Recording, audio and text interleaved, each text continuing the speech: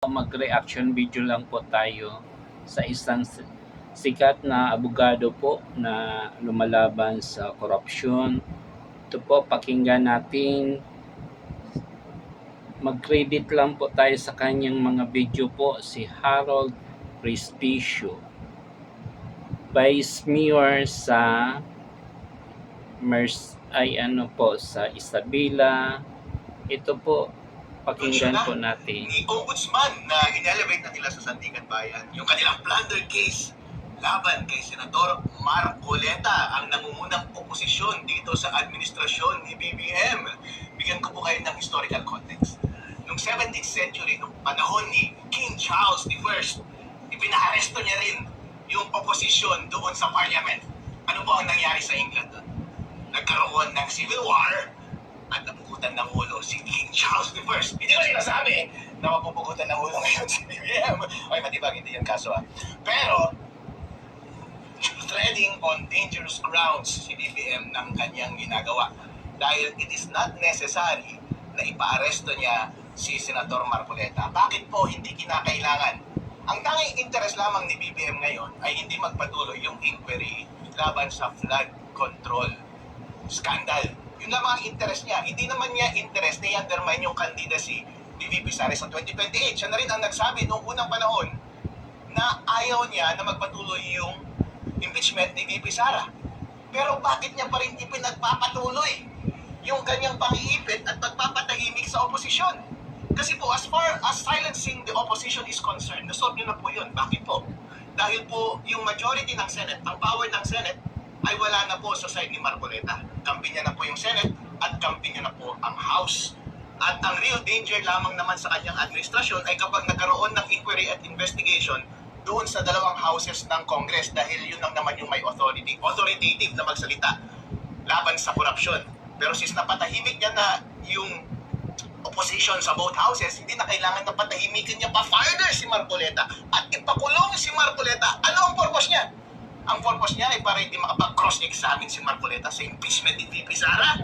Wow, BBM, I think that is ill-advised. That is ill-advised. Bakit? Wala kang personal interest doon Naiintindihan ko na meron ka pang personal interest doon sa pagpapatahimik ng investigasyon laban sa flood control kasi involved ka, di ba? Kasi sa lahat ng investigasyon natin, ang lumabas, ikaw ang mastermind. Ikaw ang tinuturo ni Zaldico, ikaw ang tinuturo ni Romualdez, at yung sinasabi natin mga bodyguard ni Zaldico, ikaw ang tinuturo. Kaya naiintindihan ko kung patatahimikin mo yung investigasyon laban sa flood control. Pero para suportahan pa yung impeachment ni VP Sara Duterte, hindi ko maintindihan bakit patuloy mo pa rin iniipit yung mga sumusuporta kay VP Sara Duterte because it is against your interest. Bakit po? Number one, hindi ka tatakbo sa 2028. Pangalawa po, ano ang makukuha mong benefit niyan, lalo na alam mong nasa side ni VP Sara ang sentimento ng taong bayan. Paano po masasabi na nasa side ni VP Sara ang sentimento ng taong bayan? Pangatlong attempt nyo na po ito na i-undermine yung image ni VP Sara at pamilya Duterte. Ang una po, yung unang investigasyon pa noon, nung bago mag-eleksyon ng 2025, tinira nyo si VP Sara. Pangalawa ay yung recent House Committee hearing, Committee on Justice, at pangatlo itong impeachment trial. Hindi nyo ba napapansin na at every moment ay nawawala ang suporta ng taong bayan sa inyo? Inaamin ko po, nung unang pagkakataon before the 2025 elections, yung sentimento ko nga personally ay wala naman akong kinakampihan sa national level. Pero nakita ko po yung totoong medal ni VP Sara Duterte dahil binigyan niyo siya ng napakaraming laban na patunayan ng tuloy ng taong bayan ang kalidad ng kanyang karakter. Kaya po ang lumabas ay kampi siya ng taong bayan. Tapos ang lumabas sa naratibo ng administrasyon ni BBM ay puro korupsyon. Doon po sa Committee on Justice, ginawa niyo ulit yung pag-undermine ng kanyang image. Kumampi ba sa inyo ang taong bayan? Hindi po. Napansin niyo po yan noong lumipat nga yung majority ng Senado papunta sa side ni VP Sara.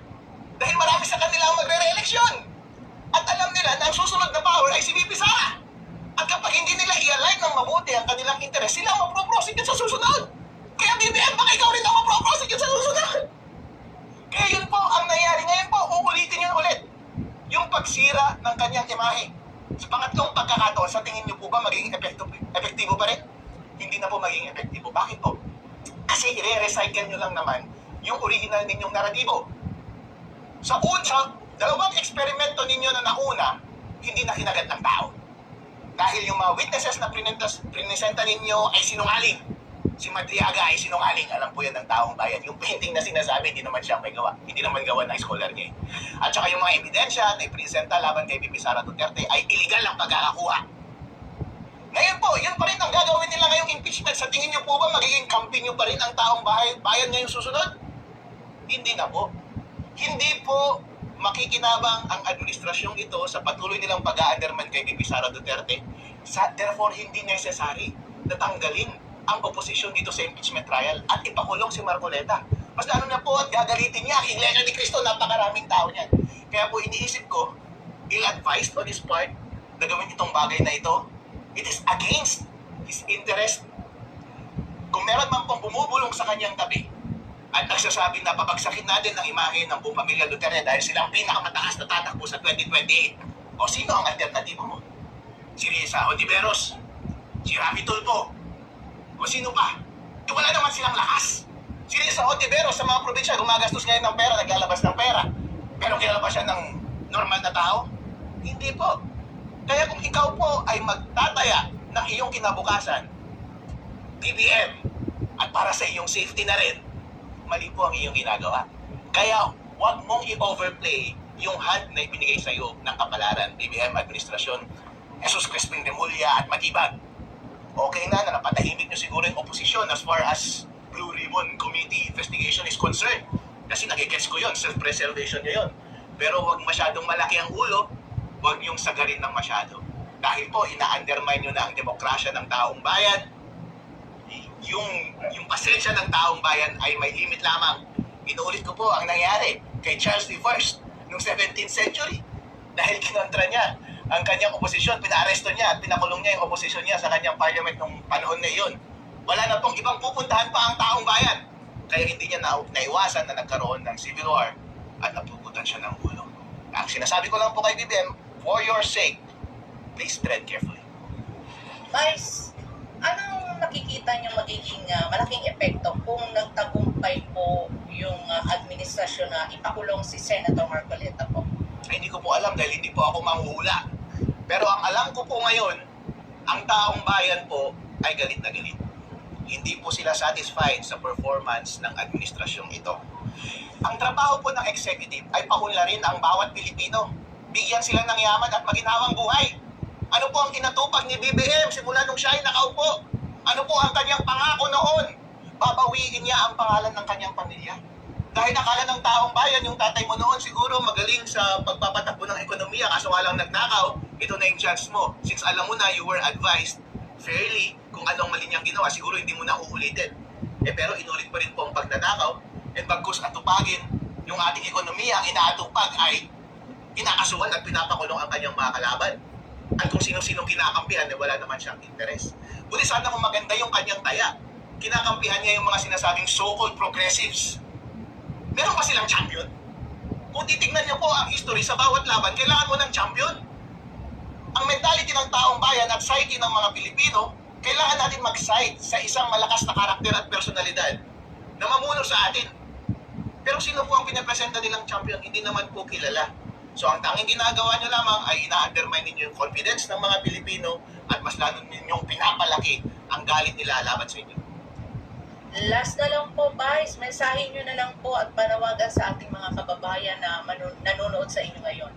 Mga kababayan, bantayan natin ang susunod na mangyayari dito sa ating bansa. Nakalinya po ay yung impeachment na magsisimula na sa Monday. So far, inaamin ko po, talunan talaga tayo. Bakit po talo? Kasi nasa kanila yung kapangyarihan. Talo tayo sa Senate. Gusto nating ilabas ang katotohanan. Mapanagot ang lahat ng nagkasala. Ilabas ang lahat ng impormasyon about sa flood control scandal. Napatahimik po nila, hindi po ba? Hindi na po tutuloy. So, talo po tayo doon. Kami na nagsasalita lamang na kumokontra laban sa korupsyon, kinakasuhan at pinapatahimik. Talo ako in that respect. Pero kay VP Sara, papayag ba tayo na matalo? Dito sa laban ni VP Sara sa impeachment? Kasi kapag natalo po si VP Sara dito, may impeach siya. At perpetual disqualification, hindi na siya makakatakbo sa 2028 na undermine na ang ating demokrasya. Buti sana kung maayos yung pagkakagamit nila ng impeachment mechanism sa ating konstitusyon para kahit paano i-regulate nila yung ating demokrasya. Pero hindi naman po tama ang kanilang pagkakagamit. Pwede ang mga witness, hindi maganda ang pagkakakuha ng mga ebidensya, at sino yung mga alternative na gusto nilang ipresenta para mamuno ng bansang Pilipinas. Sila rin po ay nakitangkat ng mga maleta. So yan po ba ang paraan para ma-appease ninyo ang taong bayan? Hindi po. Totoo ba kayo sa mga kaganapan sa ating bayan? Nasa nyo, natutuwa po ba kayo sa kaganapan sa ating bayan? Ayun po. Ngayong umaga po ay nagbalita na si Ombudsman, the Host Messiah, Jesus Christ, King Remulla, na nagsama na sila ng kaso sa Sandigan Bayan ng plunder laban sa ating favorite senator na si Marcoleta. Alright, sino ang favorite yung senator? Alright, nakasan ninyo para mag-good vibes si senator. Siyempre, nakaka-nervyos ha. Nakaka-resto yun natin. Para mapangiti siya ng konti, alright? Sino ang favorite senator ninyo? Alright, yun. Okay, papayag po ba kayo na ma-aresto si Marcoleta? Papayag po ba kayo na ma-aresto si Marcoleta? Hindi po. Mali po na ma-aresto si Senator Marcoleta dahil wala po siyang ginawang masama. Mali po ba na pamunuan niya ang investigasyon laban sa korupsyon? Hindi po mali yun. Mali po ba na ilabas lamang ang katotohanan? Mali po ba na hingin na maikulong ang lahat ng nagkasala?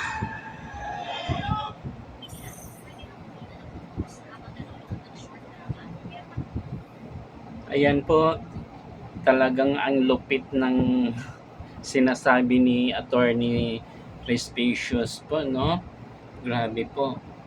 Kaya talagang antayin na lang po natin ang pagdating ng impeachment sa Lunes. Aabang po tayo doon at magsuporta. May kulong ang mga nagkasala. Tama po yun. Alright, dapat sila ikulong. Wala po siyang ginawang masama. Yun lamang naman ang kanyang ginagawa. Pero bakit po siya ipinapakulong? Dahil siya yung nangungunang elective official na nag-e-expose ng korupsyon sa administrasyon ito. Tama po ba? Tama po. Yun po ang totoo nilang layunin. Kung titignan po natin yung merits ng plunder, ay wala pong basehan ang ombudsman.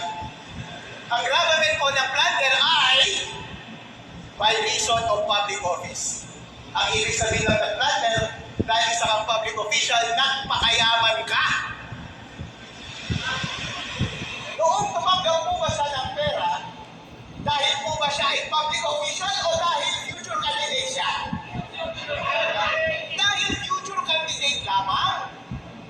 Ang testing po niyan na walang kinalaman ang kanyang pagiging public official ay dahil kahit hindi ka public official, kahit hindi ka congressman, hindi ka mayor, hindi ka vice mayor, maaari kang tumakbo at maaari kang tumanggap ng donasyon. Kaya walang kinalaman yun ang kanyang pagiging public official. Kaya tama po ba ang plunder? Mali po ang plunder. Mas lalo na pong hindi ill-gotten iyon. Ang ill-gotten po, ibig sabihin, masama o illegal ang kanyang pagkakakuha ng pera. Pero ano po ang sinabi ng COMELEC?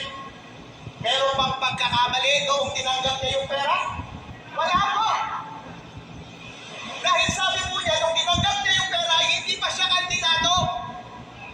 Kaya pinawalang sala siya ng COMELEC. Kaya walang krimen na nagawa. Therefore, hindi po yun ill-gotten. Kahit na sinong tao po na nais tumakbo, public official naman o hindi, before maging technical ka na kandidato, pwede ka na tumanggap ng pera at mag-prepare ka na sa iyong election. At kapag nagastos mo na, hindi mo na kailangan isama yun sa salin. Tama po? Kasi ang salin po, bilang CPA, yung CPA din po ako, maliban sa isang abogado, maliban sa isang vice mayor, at maliban sa isang gold star, CPA din po ako. Certified Public Accountant, alam ko ang ibig sabihin ng Statement of Assets, Liabilities, and Net Worth. Snapshot po yan ng yaman mo at a certain date. Kaya kapag nagastos mo na yung pera, kasama pa ba yun sa yaman mo? Hindi na po. Hindi na po. Kaya hindi dapat isama sa salin. Kaya yung basehan ni Ombudsman Remulla ay wala po. Kaya halata po na iniipit lamang ang pangunahing oposisyong politiko laban kay BBM. Masaya po ba tayo dito? Hindi po tayo masaya. Ngayon po, naiintindihan ko po yung ginawa ni BBM at ang kanyang mga alipores na si Boy Maniban, si False Messiah, Jesus Christ P. Remulla, na Johnny Remulla. Yan, nakawalang kwent ng mga tao ng mga to. Lahat ng ginagawa nila ay pagtakpan nila ang kanilang sarili. Maintindihan nyo naman, hindi po ba?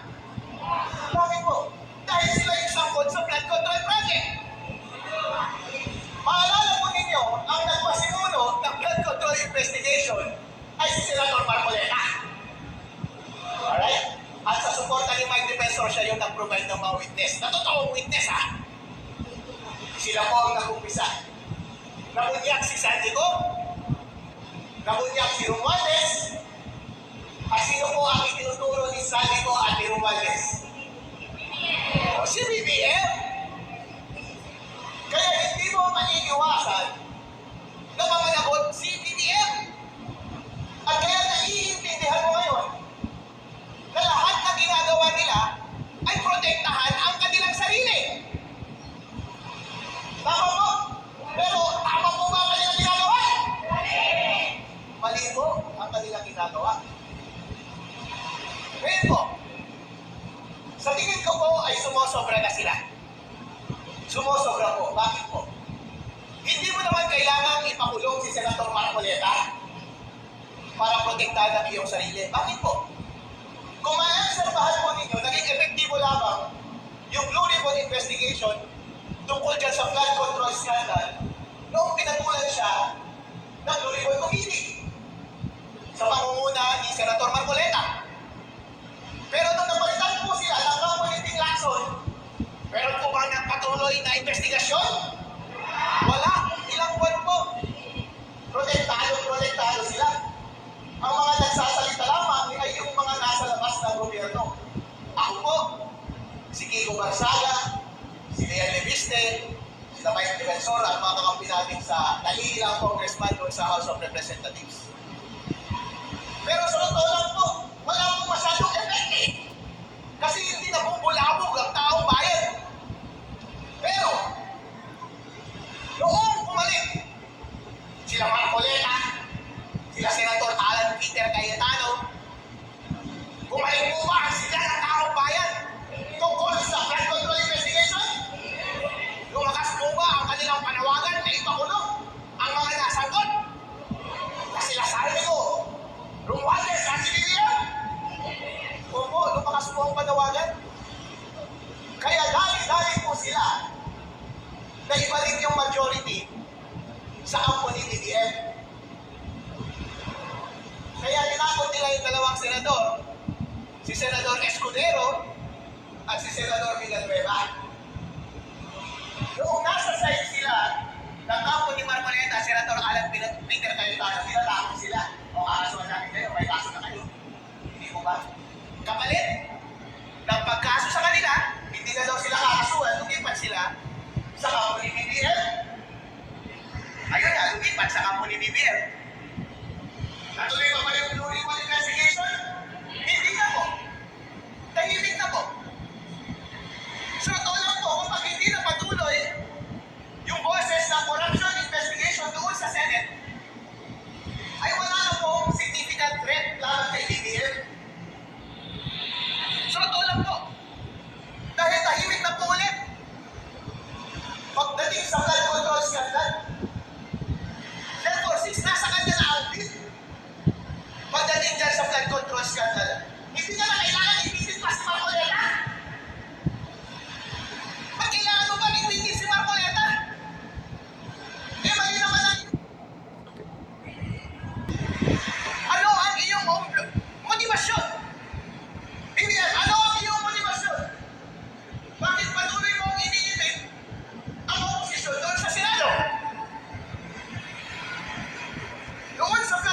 skandal, naiintindihan ko ang motibasyon mo na gusto mo silang panahimikin. Ngayon, ang naiisip na motibasyon kung bakit mo panahimikin si Senator Marcoleta ay para hindi siya actively makapag-participate doon sa impeachment trial ni VP Sara Duterte. Pero kung ang pag-iisipan lang natin ay self-preservation at self-interest ng BBM administration, tama ba? Makatwiran ba ang move nito? Hindi eh. Bakit po? Hindi naman natatakbo si BBM sa 2028. At pangalawa, hindi niya kaunti ang taong bayan pagdating sa impeachment ni VP Sara Duterte. Therefore, kapag wala naman siyang taya sa 2028 at linalabanan niya ang taong bayan, bakit pa rin niya patuloy na inuusig si Senator Marcoleta at mga oposisyon doon sa impeachment ni VP Sara Duterte? Ang sabi po nila ay dahil mahina si BBM, timid si BBM. Ako isa akong Ilocano, galing akong Isabela. Pareho kaming maitim ni BBM. Sa totoo lang, may affinity ako kay BBM dahil pareho kami ng pinanggalingan. Nag-root ako sa kanya para maging successful. Pero kapag ang leader mo ay mahina, ay push over, tinutulak-tulak lamang siya ng mga influensya sa paligid niya, may tiwala ka ba sa kanya? Wala na po. Wala na pong tiwala ang taong bayan kay BBM dahil inuutuko lamang siya ng mga sinasabi nilang mga progresibo, ng mga grupo, mga pinglawan at mga kaliwan. Sila ang nag-i-influensya sa kanya pero wala naman siyang pakinabang. Nagpapadala siya sa kanila. Bakit to? Ina-undermine ng mga makakaliwa, mga pinglawan, si VP Sara Duterte. Dahil gusto nilang maging presidente sa susunod. Pero kung iisipin mo, BBM, mananalo ba sila o hindi? Hindi sila mananalo. Hindi mo sila mananalo. Kapag ikaw, BBM, kapag magaling ka na tao at nag-iisip ka, dapat itaya mo na ang lahat, ang future mo at kaligtasan mo after that term mo. It's either tataya ka kay Sara o tataya ka sa kalaban ni Sara. Kapag tumaya ka sa kalaban ni Sara, ang tanga mo dahil matatalo ka. At kapag si Sara na ang tao mo, yun ang sinasabi ko, mapapanagot ka. At mapapanagot ang iyong mga kakampi. Bakit po sinabi ko na malakas si Sara? Ako po, first time kong maging public official ngayon. Noong 2025 campaign period, sa totoo lang po, wala naman akong pinapaligan sa national. Kasi independent po ako, wala mo akong pinanggalingan, walang sumusuporta sa akin, kanya-kanya diskarte lamang. Walang gastos. Masiyan lamang tayo sa social media. Wala akong pakialam. Pero napansin ko po, itong si BBM, hindi naman niya inaasikaso ang ating ekonomiya. Noong 2022, ganado akong suportahan si BBM. Eh, Ilocano eh. Hindi pa naman siyempre mga Pilipino. Tribal tayo eh, mahilig tayo sa mga affinity. Kapag katropa natin yan, magrulong tayo para sa kanila, hindi mo ba? Tama po. Iniisip namin noon, pagkakataon na ito ng aming lahi, nabawiin ang aming silang reputasyon. Dahil kahit pa paano, merong Ilocano pride na tinatawag. Kasi noong naging presidente si Ferdinand Marcos Sr., may konting pride na ginawa. Kahit pa paano, naiangat niya konti ang ating ekonomiya. At proud tayo bilang mga Pilipino sa buong mundo. Pero sa mga uling panahon ng kanyang pamumuno, tinakaw niya ang pera ng taong bayan. Nakakahiya. At siya yung magsak. Pero yung pride na nasa puso namin nandun pa rin.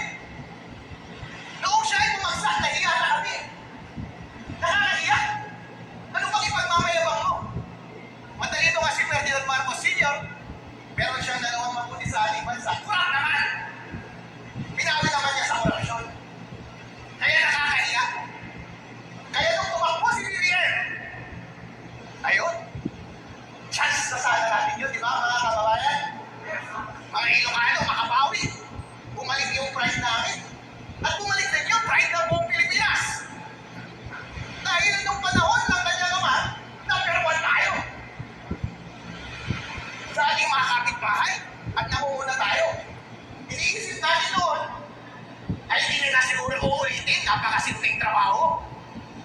Mayaman na siya eh, hindi po ba? Marami nang nakurakot yung tatay niya eh, hindi po ba?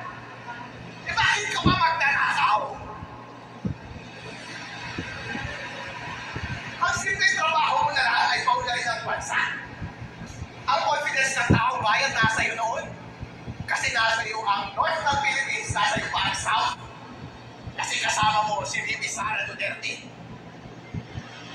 Pero itong si Bibi ay tanga. Ay, tanga. Hindi niya inisip. Sayang, ang unang ginawa niya, kinalaban niya, yung kalahati ng Pilipinas. 2/3 ng Pilipinas, sinaway niya. Visayas at Mindanao. Pinakulong niya si Digo. Pinaigpit siya si Sara. Tapos yung ekonomiya, hindi natupa. Tapos yung pera ng taong bayan, ninakaw! Ano ba? Para saan ba itong nakaw na kinuha mo? Wala ka naman siguro kaya sa lakas o mga chicks. Para buhayin, ilang milyon pa dapat at bilyon at trilyong peso ang kailangan mo para yumaman. Wala mo talaga. Robo. Kaya po talaga, sumusobra siya. Bakit pa siya sumusobra? Dahil hindi niya kasama ang taong bayan. Ito po ang patunay na hindi niya kasama ang taong bayan. Noong 2025 po, nung panahon ng eleksyon, tulad ng sabi ko po, kapag tinanong mo ang ordinaryong tao doon sa Northern Luzon, dahil doon po ako galing, lahat kami may affinity kay BBM. Pero kapag tatanungin mo sila, sino ang suporta mo? Si BBM o si Sara?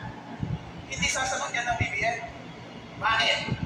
Dahil bumalik yung hiya namin! Nakakaiyak ka ba? Nakakaiyak ka ba? Okay na daw.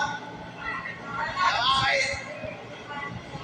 Pero, marami sa amin, nung unang-unang ng mga Bisaya at palamit na lang sa inyo. Ngayon, di ba, hate nyo si BBM? Wala naman kayong affinity kay BBM, di ba? Kasi nung una, hate nyo rin siya. Nainis nga kayo dahil dapat si Sara President noon, di ba?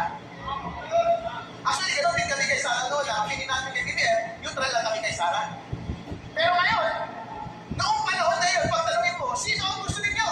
Sara ang sasabihin. Bakit po? Dahil ang ordinaryong Pilipino, gusto nila yung nasusukat, yung karakter ng tao. Kapag una nakikita nila, hindi ka pa na-testing ng adversities sa public, ay wala pa silang sentimento para sa'yo. Pero kapag inaapi ka, at to-survive mo yung pang-api, at marunong kang ipaglaban na yung sarili, marunong kang ipaglaban na yung mga kababayan, makukuha mo ang damdamin ng bawat Pilipino. At yun yung nagawa ni Bibi Sara Duterte sa Northern Luzon. Dahil inarap niya lahat ng pag-uusig sa kanya. Sa bandang huli, siya po ay nagwagi. Kaya lang siya ng mga taga-Northern Luzon.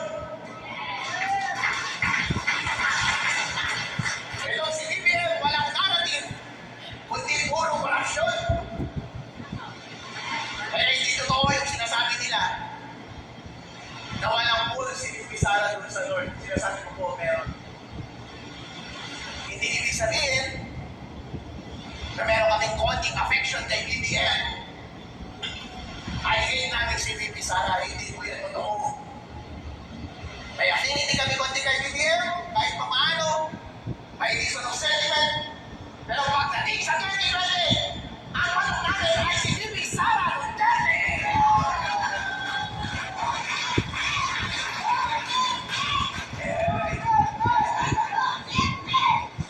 Yan po ang totoo. Yan po ang totoo. Dahil yan po ang journey ko din bilang individual. Kailangan po natin pumanig doon sa taong number one. Kahit sabihin po nila, ang maraming sinasabi nila,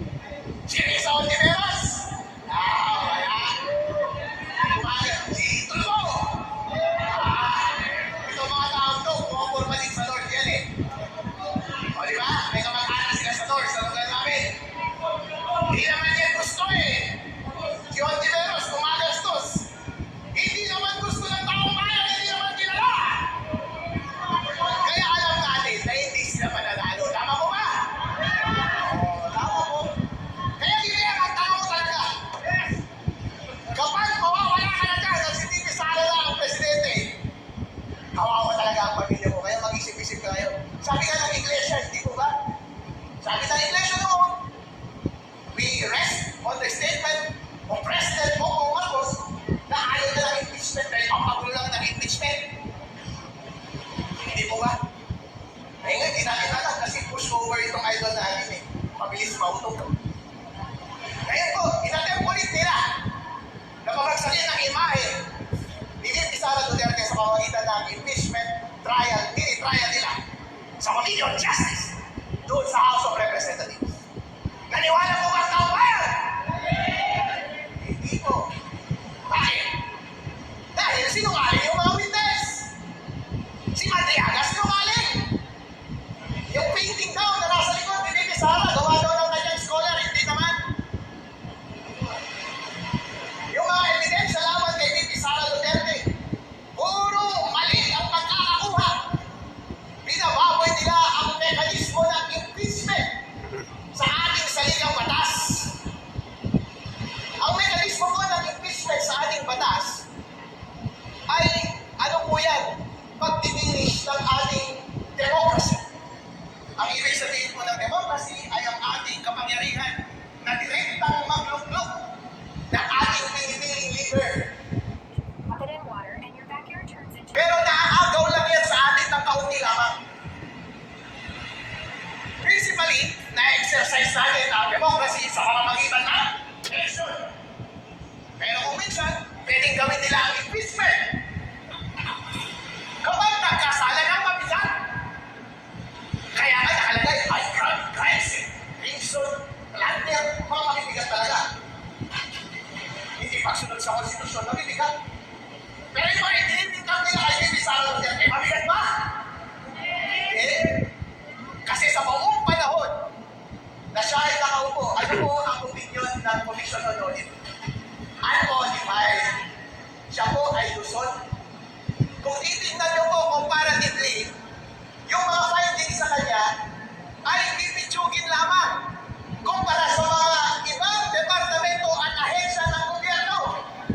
Kapag ikukumpara mo ito sa mga alipores ni DBM, sa mga gabinete ni DBM, sa mga ginagawa nila sa flood control scandal, napakalaki po ng mga bagay na yun. At hindi mo po may kukumpara sa pipitsugin lamang na findings na Commission on Audit pagdating sa Office of the Vice President. Unqualified po. Ako po ay isang CPA. Nag-practice po ako sa aking pagiging CPA noon sa SDBL Company, Ernst & Young, dito sa Pilipinas, #1 auditing firm sa Pilipinas. Nag-audit po ako at saka sa Deloitte Philippines. Gumagawa rin po ako kami ng financial opinion na tinatawag. Sa private sector, ang tawag namin kapag perfect yung score mo, unqualified opinion. Sa government, kapag perfect yung score mo, ang tawag unqualified opinion. Kaya yung score mo ni Office of the Vice President, VP Sara Duterte, perfect! Pagdating sa Commission on Audit. Yung mga findings po na tinatawag na ganyan, kahit ako po, nag-audit ako doon, pero talagang mga findings. Bakit po kulang ng documentation? Di ba? Maliit na pagkukulang. Kulang ng documentation, hindi naman tao kasi tao yung gumagawa eh. Tao lang tayo, nagkakamali namin sa tao yung gumagawa. Kahit kayo po, hindi perfecto. May mga konting pagkakamali. Pero ang bottom line yan is, kapag hindi niya naapektuhan materially yung financial statements. Bilang auditor, kapag iisipin mo na hindi naman naapektuhan finance materially yung mga information doon sa financial documents ng Office of the Vice President ay walang pagkukulang, kaya unqualified. Kung base lamang sa usapin na yun, ay wala pong pagkakasala. Si VP Sara Duterte!